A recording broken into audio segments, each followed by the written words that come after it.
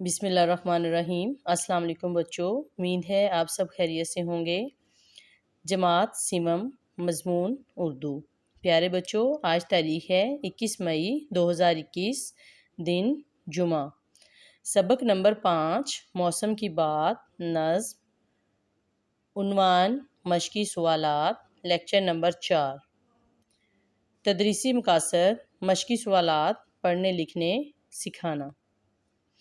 پیارے بچوں، کل ہم نے نظم موسم کی بات پڑھائی، املا، الفاظ مانی اور تشریح کی۔ آج ہم مشقی سوالات کریں گے۔ ہمارا پہلا سوال ہے، درست لفظ کے گرد دائرہ بنائیں۔ پہلا لفظ ہے میم واؤ سے میم، موسم، میم واؤ سین میم۔ اگلا لفظ ہے میم واؤ صاد میم۔ پیارے بچوں، درست لفظ ہے میم واؤ سین میم، موسم۔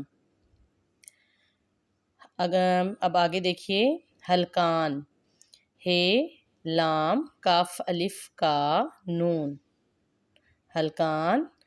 پھر اگلا لفظ ہے لام کاف الف کا نون، حلقان۔ پھر اس سے اگلا لفظ ہے لام کاف الف کا نون، حلقان۔ پیارے بچوں، پہلا لفظ درست ہے لام کاف الف کا نون، حلقان۔ اس پہ دائرہ بنائیے۔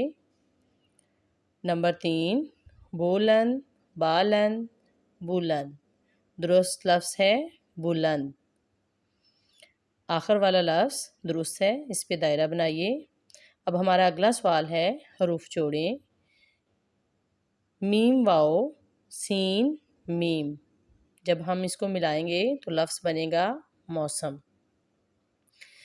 سین واو سو رے جیم سورج، گاف رے گر میم چھوٹی جے می گرمی، بے رے بر سین بڑی سے برسے، ٹھے نون ٹھن ڈال الف ڈا ٹھنڈا۔ پیارے بچوں، آپ نے یہ الفاظ خوش خط لکھنے اور یاد کرنے ہیں۔ اب ہمارا اگلا سوال ہے، دیے گئے سوالات کے جوابات لکھیے۔ سوال نمبر 1، نظم میں کن 3 موسموں کے نام ہیں؟ سوالیہ نشان۔ جواب، نظم میں سردی، گرمی اور برسات کے نام ہیں۔ سوال نمبر 2، سردی میں کیا ٹھنڈا پڑ جاتا ہے؟ سوالیہ نشان۔ جواب، سردی میں سورج ٹھنڈا پڑ جاتا ہے۔ سوال نمبر 3، گرمی میں لوگ کس وجہ سے حلقان ہوتے ہیں؟ سوالیہ نشان۔ جواب، گرمی میں لوگ لو کی وجہ سے حلقان ہوتے ہیں۔ لو کا معنی ہے گرم ہوا۔ سوال نمبر 4، برسات میں دن اور رات کیا ہوتا ہے؟ سوالیہ نشان۔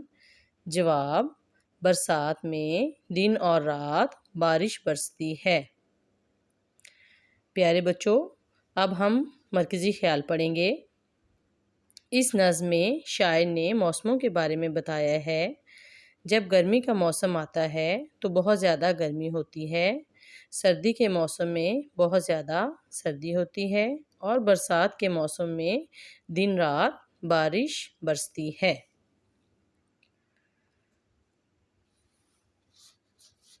اب ہمارا اگلا کام ہے سرگرمی۔ موسموں کے نام لکھیے اور ان کی تصاویر لگائیے۔ پیارے بچوں، آپ نے موسموں کے نام لکھنے ہیں اور تصاویر بھی لگانی ہیں۔ کروایا گیا تمام کام آپ نے اپنے والدین کی نگرانی میں خوش خط لکھنا اور یاد کرنا ہے۔ اللہ حافظ بچوں۔